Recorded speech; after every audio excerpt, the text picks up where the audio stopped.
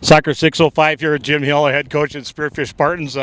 Quite a showing here today against Roosevelt. Played well. We really controlled the ball. Number 20 gave us fits in the middle. I mean, he's tough. He's a big kid, and boy, can he hold the ball well. You know, he's an old South Dakota ODP player, been down there playing at Sporting KC, and, you know, he's kind of a special guy, but, you know, your guys had his number. Yeah, we were able to pick him apart. I mean, we moved the ball quickly, and when we move the ball quickly, we're tough to deal with. Well, you know, that's the whole point. There's two sides of the game, isn't there, more? But, you know, I really thought that on every line, your guys looked really strong, every line. Right now, we're playing pretty good soccer. You know, I'm happy where we're at right now. Fitness is a little questionable still, but we're got a week to work on that. So. Well, you know, in 2 weeks from today, you know, we hope maybe we'll be talking in Rapid City, and you know don't jinx me, Randy. Don't jinx. But you know, here's kind of the issue, though. What are you going to do to keep these guys busy for the next couple of weeks? We've planned out well ahead of time many things. They're going to have lots of fun. Well, I hope that when you see this and see them having fun behind you, that they'll remember that when they're running, huh? Yeah, definitely. Come Monday about 10 to 5, and they're looking at me, I'll be saying, remember when you're behind me in the camera?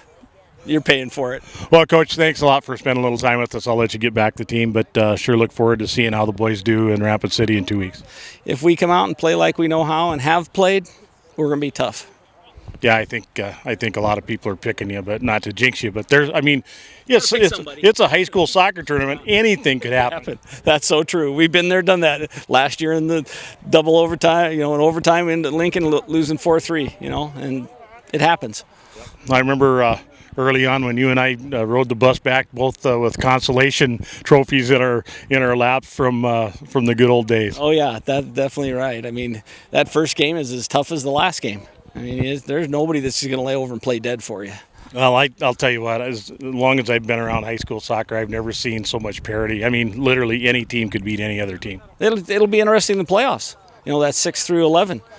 There may be some 11 and 10 teams that are in the state tournament, and a couple of the other teams are sitting at home if they don't play well. You know, a perfect example. I mean, just think if one thing different happened for Stevens in half a dozen games, you know. They score one goal in the first half, and it's a 1-1 game at halftime. They play totally different than the way they play the second half. I mean, and you know, they happen to be toward the bottom, but doesn't mean they're a bad team. They just are unfortunate at times.